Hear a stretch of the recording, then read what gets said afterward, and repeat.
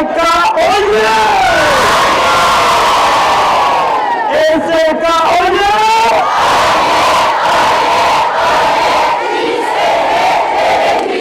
Maboko! Papa Simo Kimani Kimani oye!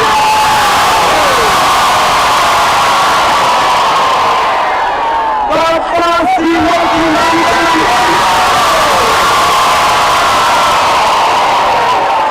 Papa Simo Kimani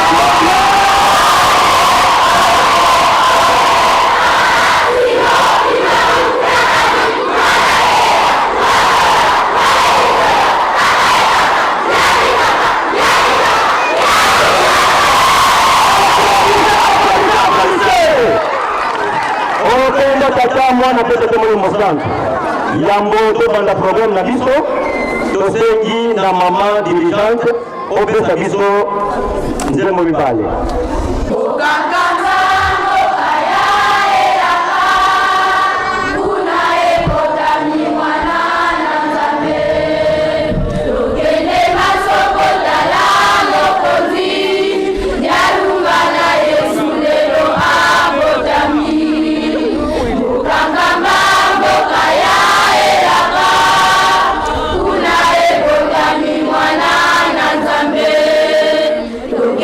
Masoko Talambo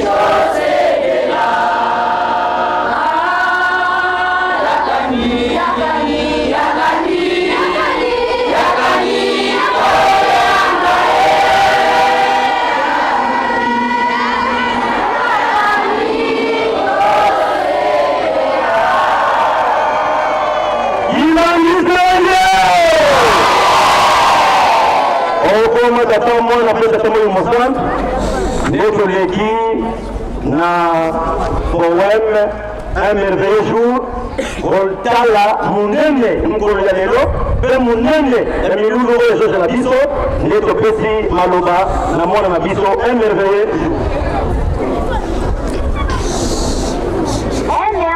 jour. Oh, que ce jour est si grand, si merveilleux et si magnifique.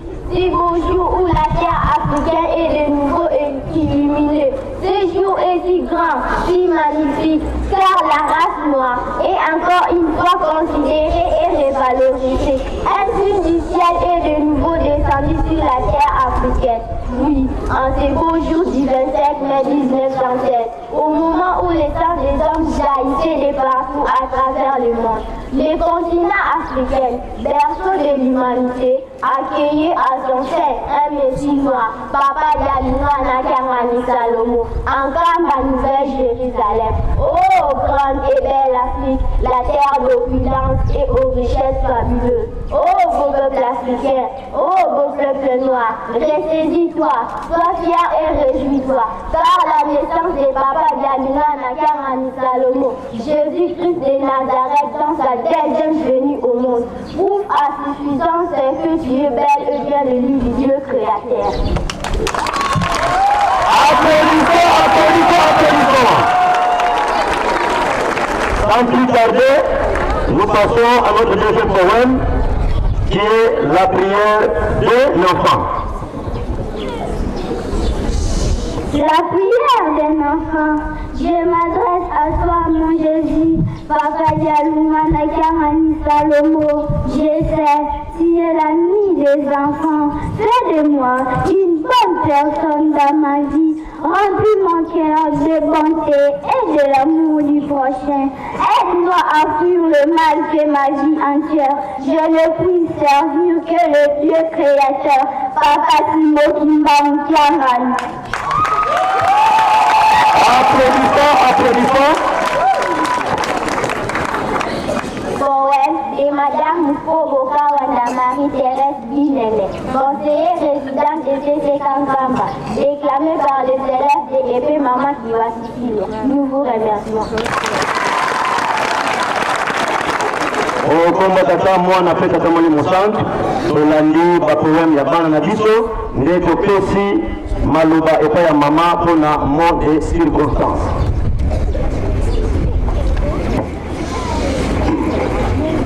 Mvovo wa bisikola ya zonga kya kamba montango ya njetolo ya kiese mulumbu kya lumengo kya kunyevwa mungonda ya ntanga musola kwasi mwana etata mwanda velila papa tena kiese mayangi mulaka vantadisya mulumbweki eti vutula funda lya matondo munankemba utukebele tukanko ngonda ya janvier ye utulwasi mungonda ya ntanga yoyo mvu wa mafunda mole makumole yenja ingonda ya luutukulu wa mfumeto Yesu Kristo unu kiaki umiyevwa mungonda hii ya ntanga tulweki vantadisi yako kadi kia saba la kikwiza ilumbu kina kia makumole yetanu ilumbu kia luutuku ikuma twizili beto mintwadisi yebana beto vantwala kuse nzambi ya mpungu lendo mulomba watu zibudila zinzila zakulu muna mukwizila zimpangi ibizila munzila maza ibizila muna kumbi ya zulu iyovo munzila mtoto tata ubanata muna luvuvamo nkaku yebisumbula kabikajiko mpasi voto watomasani sina mwana nzambi ukwiza kwa beto yetu amvana mpe makabu mafwana yesala kisalu kya mpwenya muntungulu ya Yerusalemu mumbanu suno tata tuze ivo twazala etombe kya masumu vika watuloluka kwetu katwizili mpe mmoko mampamba tuneti fyuma mundiku lwa mbanza vika mpe watustafu muna beto ye makanda me tufokole munkumbu wase mwani mwanda velela. Amen. Imbangisme oye! Imbangisme oye! Imbangisme oye!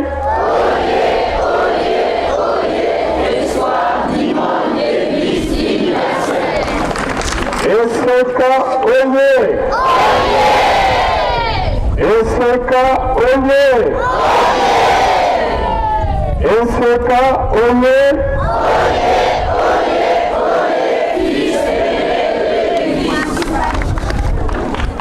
Kamba oye!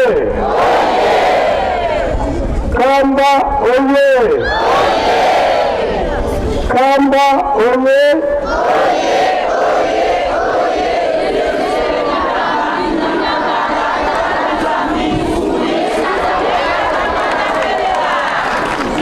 Apasile kindangu tangani oye!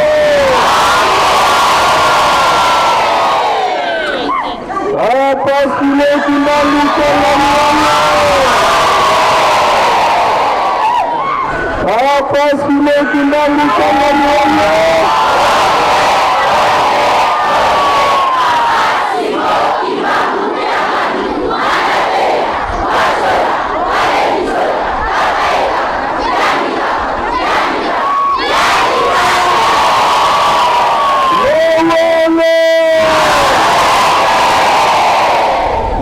Kombo ya tata ya mwana pe tata Molimo Centre yambo tokende pa ya nkolo ndenge bayebisaka biso ntango nyonso ete biso tozali bana mapamboli pamba te mingi parmi biso tobotami na mboka oyo me bapara na biso baza bisingombe te me ndenge nini biso toye kobotama na mboka oyo ya nani? Imbangisme oye! Na Biblia soki totali na baevangile nyonso banda na Matthieu, Marc, Luc et Jean kuna bayebisaka biso ete nkolo Yesu moninga ya bana. Nkolo Yesu oyo alimaka pasi na ekuluzu bonyele meso yo soki yo mwana nkamba soko go continue kozala na dute na likambo wana matali yo me biso wuta na bayuda tikalanga koyebisa biso na ke kobongisela bino bisika mboka oyo ye ayaki kobongisa mboka yango oyo oyo ezalaka kala mbanza mbola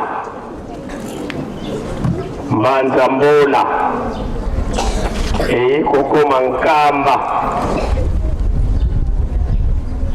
ye moko aye koyebisa tata Simon Kimbangu ekomi Yerusalemi ya sika esika aye kovandisa kiti na ye, kiti ya tata na ye, kiti na ye pe kiti ya tata Molimo Centre. Kimbangisme oye! Likambo oyo ngai mokolo mosusu etungisaki ngai oyo tongaka Yerusalemi ya sika na ndako ya Nzambe ya liboso na kata ya Yerusalemi kombo na ye Salomo. Lelo Yerusalemi ya sika oyo aye kotonga lisusu temple kombo na ye Salomo. finalement na banda komituna rapport ni ezali entre Salomo wana ya kana na Salomo oyo ya lelo papa ya lunga na kianga. Alors mokolo mosusu sans que je le sache nazolanda radio message ya papa Mfumandongo papa ya ngenda kundima ye bazolobela likambo yango. Pourquoi Salomo oyo ya liboso atongaka temple azalaka mwana ya mibale ya roi David elelo papa Salomo ya lunga na kiangali oyo ekotonga temple ya Yerusalemu ya sika yepe mwana ya mibale ya papa Simoti Mbau. Humanisme oye. Cher intellectuel, faut tout ça la recherche.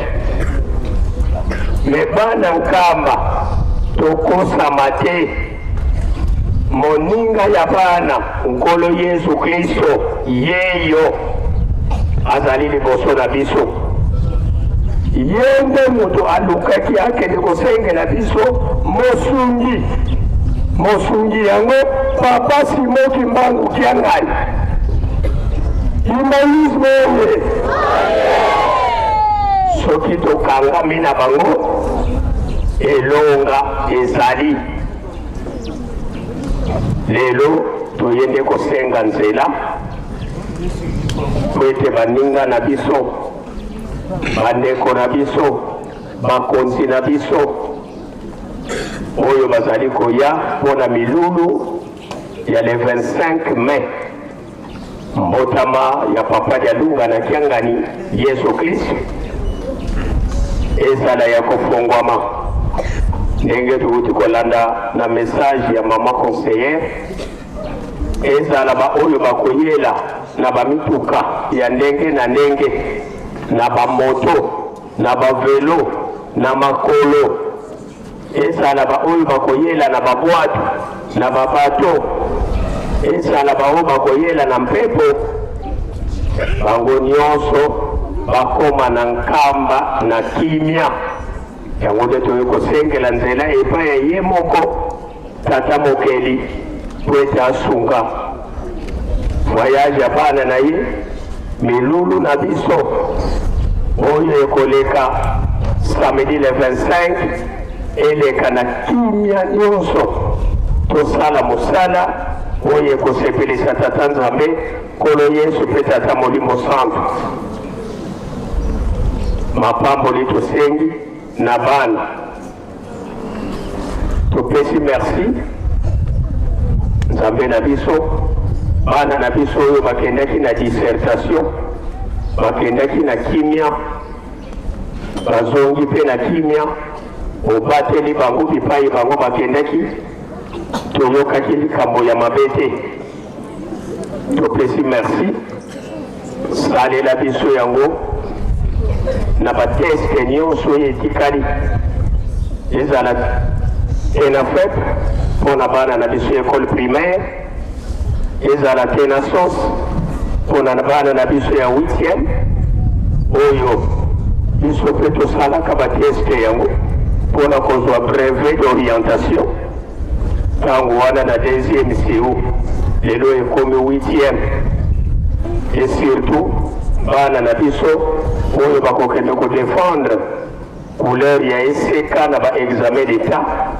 bango nyonso bosalisa bango bosunga mpe baparent tozwa makoki po ete tokoka korepondre na oyo nyonso ezali kosengama na ntina ya encadrement ya bana na biso na suka nzambe na biso bolimbisa biso pamba te banda na papa ya lunga na kiangani atiolamaki afingamaki iletre epai ya banani epai ya biso ba intellectuel epai ya bana oyo biso tozali koforme nzoka nde elobama mwana moke ateli suki etumbu eyaka na bamikolo yango wana papa limbisa biso, limbisa pe bana na biso.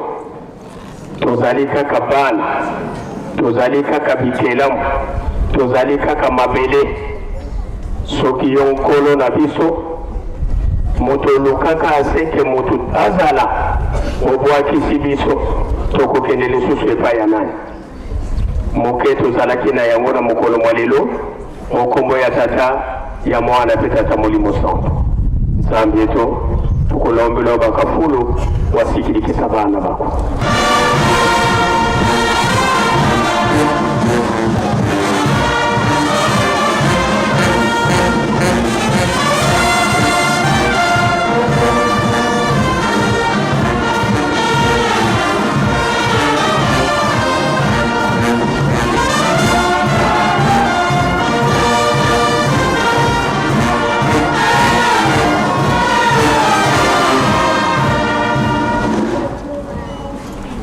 Kimbangisme oye!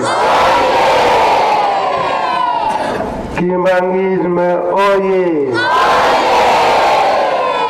Kimbangisme oye!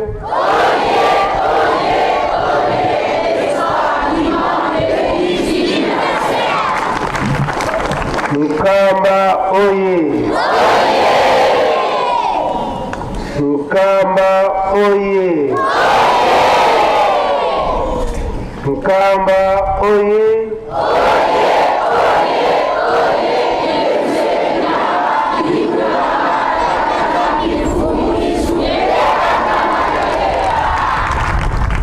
Eseka oye! Eseka oye! Eseka oye!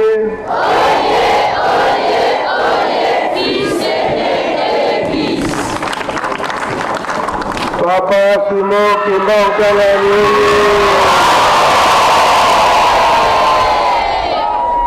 Papa Simon Kimbangalani. Papa Simon Kimbangalani.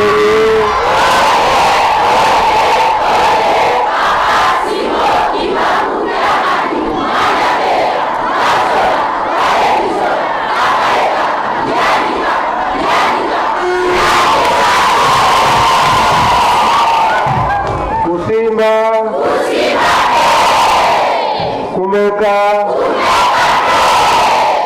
Yankele Noele Noele Noele O kombo ya tata ya mwana pe tata Molimo Santo. Solo lelo ezali annonce ya motama ya papa Dialungana Kiangani. Dans le 25 mai 1916, Oyonde na Yerusalemi tosali annonce pambate miulu nyonso nde ekolekela awa. Ndenge ye moko papa mokonzi abule. Papa Simon Kimbangalani alobeli yango ete dans quelques jours. Donc lelo tozali yenga mokolo na poso tozali kobanda lobi nde le 25 mai. Yango tolandi na nzembo ndenge toyembi na bana classe. Pe maloba na biso oyo tosengi tolandi malamu.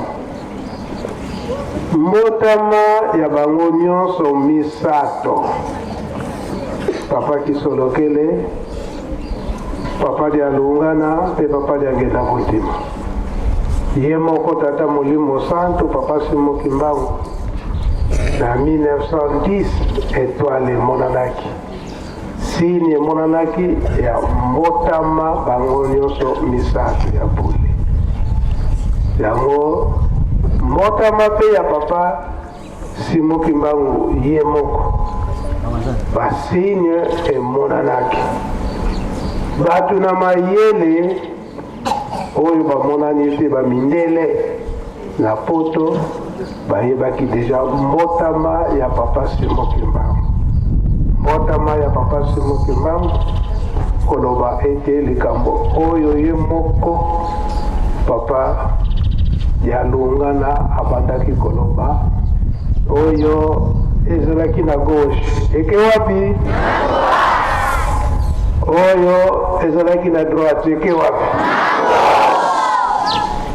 Elingi kolakisa nini yo papa de la vie? Elingi kolakisa ete ndenge na 1921 papa Simon Kimbangu ayebisaka biso ete mundele akokoma mutu mwindu akokoma mundele nde oyo lobi ezalaki bamindele bango baye koremplace bisika biso tozalaki batu mwindu pe biso tokei kuna bango bazalaki nde ndenge yango euti koloba ete ndenge pe ekomama na bakoko na biso mibale oyo babotamaka bamapasa Jacob na Isaac, Jacob na Esau nde tangu koko na biso Esau akekolela epai ya tata na ye tata lipamboli ezalaki kaka moko keno yokoregrete te salela leki kuna na liboso leki ya kosalela ye nde maye mazalaki na Jacob mazongi epai ya Esau pe maye mazalaki na Esau ekei epai ya Jacob ndenge bino moko boyaki koannonce yango depuis 2019 ete règne ya Jacob esili lelo tokoti na règne ya Esau, c'est-à-dire règne ya tata molimo santo. Mbotama ya Jacob na Esau. Esau abotamaki na nini? Abotamaki na couronne azalaki na yango elingaki ye na kingo. Couronne wana elingi koloba nini? Elingi koloba bokonzi. Bokonzi ingeta yango nde bamwala misatu banda ye moko na papa Simon Kimbangu sini wana ezalaki na mama mwilu pe na bambwala misatu basini bamindele balukaka koteste eske basini wana eza pete ya solo e bayaki kodécouvrir vérité na bango nyonso banda na papa Simon Kimbangu mama mwilu tokoto na mama mwilu mpona ndenge nini. Donc tokolobaka ete mama mwilu balobaka ete tokolobaka ete femme internationale mpona nini tokolobaka ndenge watu mama mokopo nakomwanza bitata mwana pe molimo santo merci tolobaka te femme internationale parce que mama mwilu oyo asalaki azali modèle ya mama nyonso à travers le monde. Papa na tango wana pe nkolo Yesu de Nazareth kaka ye mama mwilu mutu azalaki lelo pe na bapapa bango misatu mama mwilu yango wana partout bamata bakita mama mwilu azali femme internationale baponga na yebi yango wa. Merci. Pamba te bacolon oyo tobengi awa babelge baflamand basalaki torture makasi na mama mwilu en tant que femme.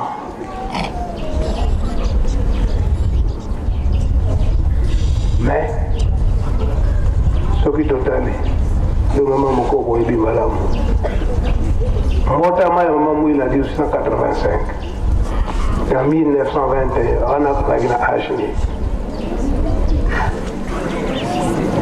imbangizi moye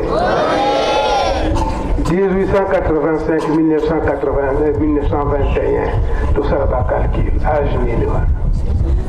Papa, maman azalaki na 36 ans. 36 ans, donc maman Mwilu a commis prisonnière. Elle avait encore la force d'être avec son mari, mais arrêtée. Et durant tout ce temps-là, na 36 ans, na ba maman ya lelo que tata abunga na yekutu pendant 30 ans. Et 30 ans, pardon. Est-ce que vous parlez de quoi là? Maman Mouilou a résisté. Donc, va tester nous sur la Belge. Basali yangu na papa Simon Kimbamba, basali yangu na mama Mouilou. Na 36 ans, ba torturer mama Mouilou. Ba forcer na mabala ya ndenge na ndenge. Mais maman Mouilou, elle va jamais. Donc c'est comme ça que à mon année que femme modèle. Et ça vous été? Papa. Alors, tokokende musika mingi te poso toke musika mingi ngonga pe yanda kwa Nzambe eza kozela biso. Yango pona motema ya papa de Lunga na yango ne tso na ngo lelo. Yango na kusenga papa lipona. Tukubandana na Nzembo, soki to libandi na Nzembo wana nde ekopesa biso explication nyonso oyo ye papa de Alungana oye la biso le 25 mai oyo lelo toujours ça la annonce bongo tokoyeba peza solo ye azali nani ndenge papa de la ville auti kolobela yango kuna na bayuda na kolo yesu ezalaki ndenge nini epe awa na RDC awa na Afrique ezalaki ndenge nini papa lipote.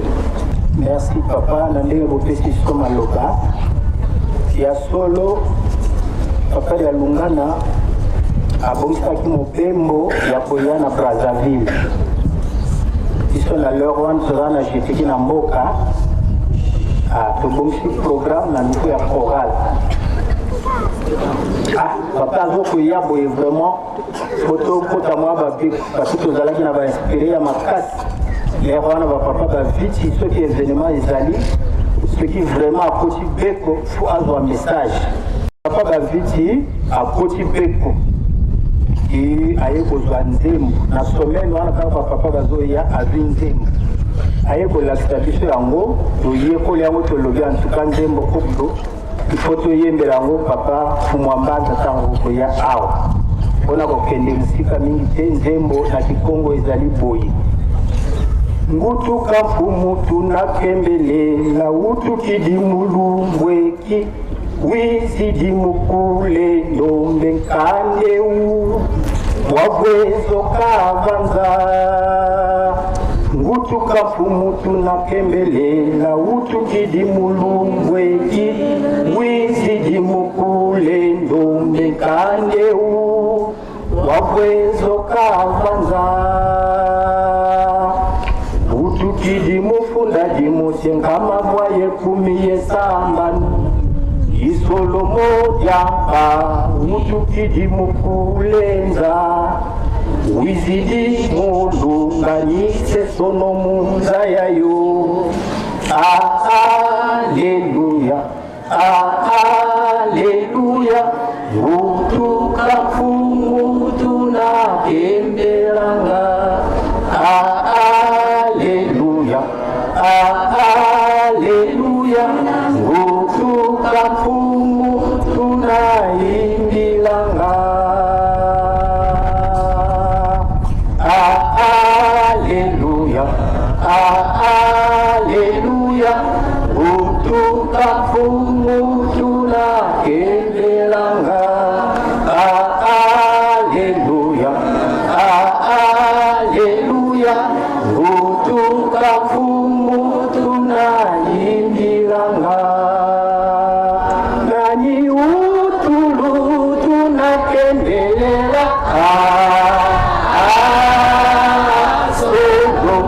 utulu andikwanga utulu ovanza sogomo utulu muna yanjonza inza kuvamera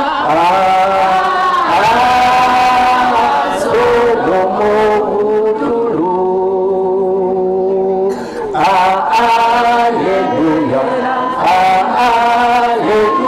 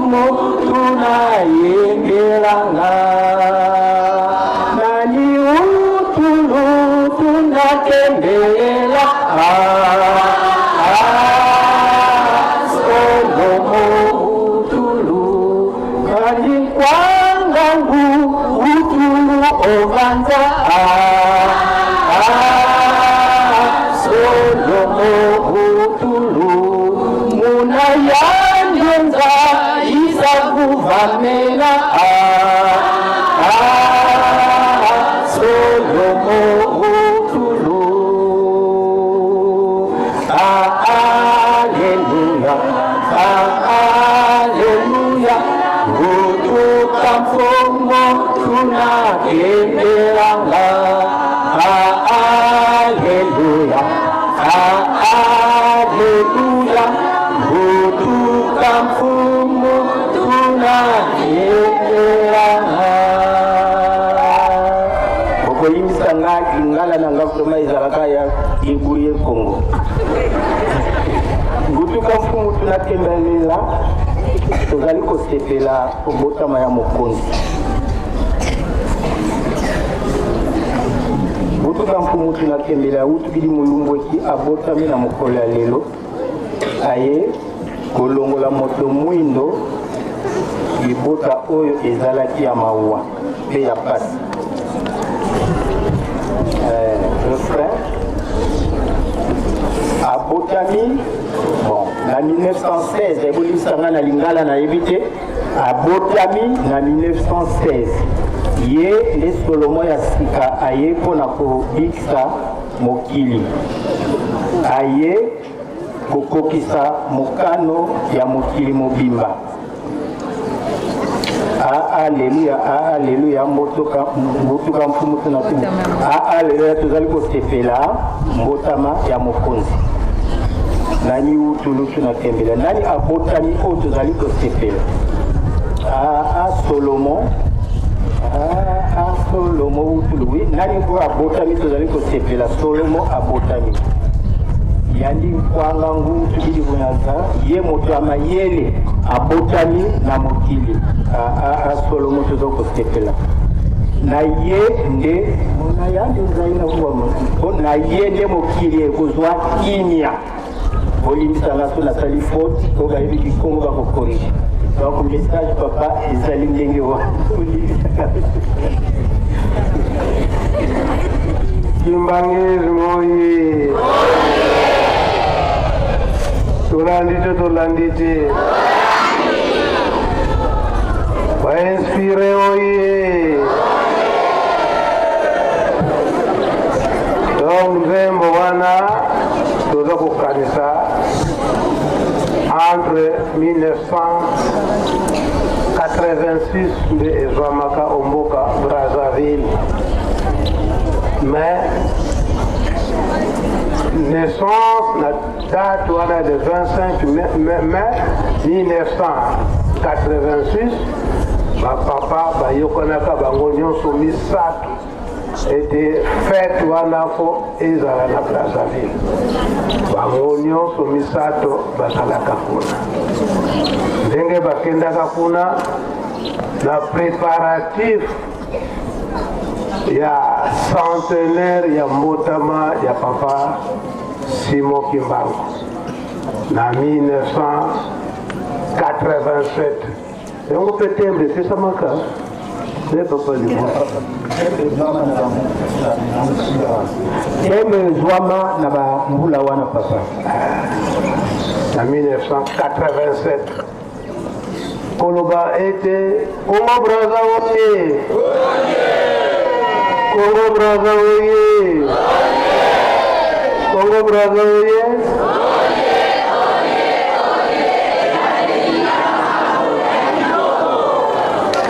Bandeli ya makamo ya kitoko.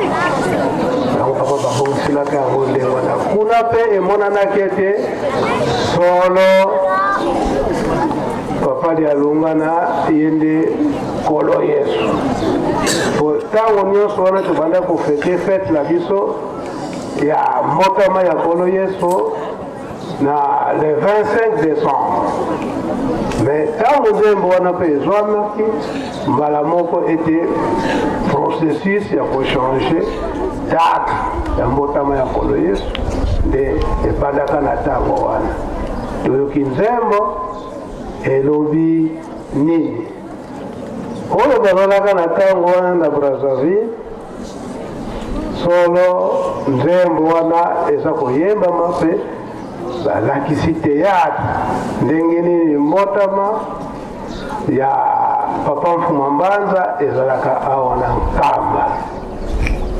Mpe na théâtre bakotisaka papa Simon Kimbangu Kiangani na kati na théâtre. Bakotisaki ye ndenge nini mwana ntango abotami ye mama Mwilu aye kolakisa mwasi na papa Simo Kimbangu. J'étais qui braza kuna balati si papa Simo Kimbangu kiangani po ye pesa la kuna balati si papa Simo Kimbangu kiangani bubu na liputa babimisi papa Simo Kimbangu kiangani akende koyamba bebe katango wana mama Mari oleki alandingai azalaki na maboko ya papa Dengenda ndio babongisaki mama Mari ake koyamba papa dia lunga na bebe wale sengotere donc na Brazzaville zalila kindengwana na nzembo oyo euti koyemba ma awa la solo la bindengi nini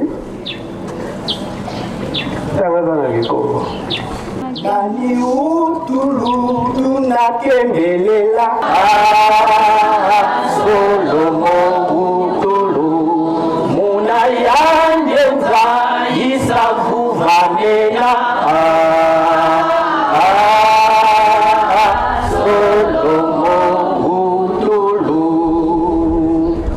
Nani abotami otozali kostepela Solomo abotami ye moto ya mayele oyo abotamu na mokili Solomo tolo kosepela na ye nde mokili kozwa kimia Solomo tolo kosepela. Est-ce que makambo yango te to yango ezali kokokana biso bakimbangiste bali très riche po lelo oyo ye papa Solomo moto na mayele pe na ye akopesa biso kimia atiki mosala pa ya nani est-ce que tozali kososola be tozali kososola te mingi tozali na ignorance eza boye te mingi tozali na ignorance kasi tolinga te nini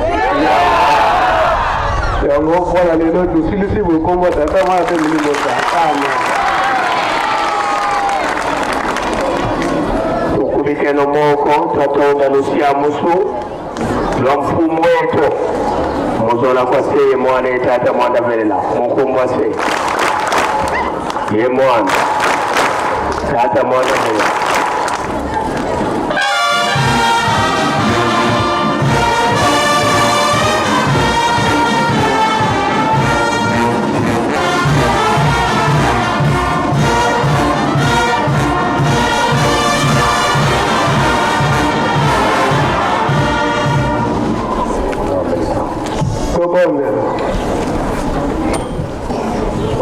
kombo ya tata ya mwana pe tata Molimo Santu tata Nzambe kolo Yesu papa Simo Kimbangu to pesi bino lokumu na mai oyo bosalili biso na mokono na lelo solo biso bana na bino oyo tondimeli yo papa Simo Kimbangu tozali kobongama na ntina ya mbotama ya yokolo Yesu na boyei na yo ya mbala mibale awa na mokili na nzoto ya papa Dialunga na Kiangani le 25 mai oyo ekozala na mokolo na mposo tobandi kobanda lobi yango biso bana na bino awa na kati na mboka Yerusalemi toyebi ete milulu nyonso wana ekolekela nde awa mokili mobimba ekoya awa mpona koseka mokolo wana ya le 25 mai oyo mokolo epesameli na bana na bino ya enseignement oyo baza na réseau kimbangiste na mokili mobimba yango lelo awa na biso na Yerusalemi tozali mpe kobongama koyamba bandeko na biso nyonso wana pe na ntina ya milulu ya le 25 mai na mokolo na lelo oyo ezali te le 19 mai maye tosengi bino bolande yango malamu nzembo oyo eyembamaka na le 25 mai 1986 omboka Brazzaville tozali nde kosepela oye ya mbala mibale ya yokolo Yesu na nzoto ya papa ya longana nzembo elobi ete yo nde motu na mayele ozali nde koyela biso mayele oyo ezali ya mokili te kasi oyo ya tata nzambe ndenge emonanaka na Salomo na ntango ya bayuda bamama mibale bazali kowelela mwana moko to mibale moko ya bomoi moko ya kokufa kasi liloba na yo ndenge okatelaki likambo yango epesaki mpasi te na mama moboti ya mwana pe epesaki mpe mpasi te na mama oyo alingaki kosala oyo etilingaki ye yango mpe toza kosenga na mokili mobimba na mokolo na lelo mbotama ya yo papa de alungana le 25 mai oyela biso mayele soki totali mokili mobimba eza na mpasi nani baza kosala mpasi na mokili kaka biso nde bato oyo tobengami bato sala mayele oyo salaki na ntango wana na yo papa de alungana sikoyo po ete boyokani ezala na kati na mabota na biso boyokani ezala soki kaka na biso na bonzoto ekozala na biso mpasi po ete boyokani ekota soki totali mpasi nyonso ezala bamalade ezala baaksida koboma na makambo nyonso wana na ntina ya kozwaka boyokani salisa na esika wana bopesa biso boyokani bino basate ya bule papa kisotokele papa ya lunga na papa dangena kutimba bazalimi mutu moko bosalisa biso na likambo wana ya mibale bolobi ete na solo na binoko na mzembola toyembeli bino papa ya lunga na eke na yo nde okopesa nde kinya na mokili mobimba yango tosengi bopesa biso kinya pamba te kinya ezali te na mokili mobimba makila ya bato ezali kotangana bagere makambo ndenge na ndenge basasina manso wana ezali nde makila ya bato nde eza kotanga tikete opesa biso kinya awa tozali kozela bino toyebi ete biso bandimi na bino tozali nde kozelela bino na mitema na biso moko moi topetwama ezali te petola biso kota bokota na mitema na biso po ete tolanda maye oyo bozali kotinda biso kasi oyo biso tolingi te soki bokotilisa na mitema nde wana tokopesa bino lokumu ya koleka mpe tokosalela bino na ndenge boza kosengela biso yango kanisa ndenge tosengeli yango bana na bino baza na nzela tozala na bainspire solo tokotaki me mingi nani bakomi te fongolela bango bakongo kokoma baenseignant to enseignement eseka baza na nzela mingi mpe bakolanda biso oyo posa na bango ezali te bakoma na Yerusalemi baya kozwa mpe oyo bango kosenga mpe bazwa biso nyonso kobatela biso elolo na biso ya le 25 mai eleka na kinya mpe toyebi ete Yerusalemi ezali nde elaka oyo tata molimo santo opesaki mabota nyonso tokoya kosangana awa na Yerusalemi mingi baza na posa ya kokoma awa salisa bakoma mingi mpe baza na mpasi posa bakoma awa kasi na kondima na bango na esika bango bazali salisa bango na maye oyo eza kosala bango mpasi bakondima mpapasi mokimbango mokolo mobimba lelo ya yenga totie na maboko na bino bokoka kobatela biso okombo tata mwana mikumbu santo amen kwende mijambo te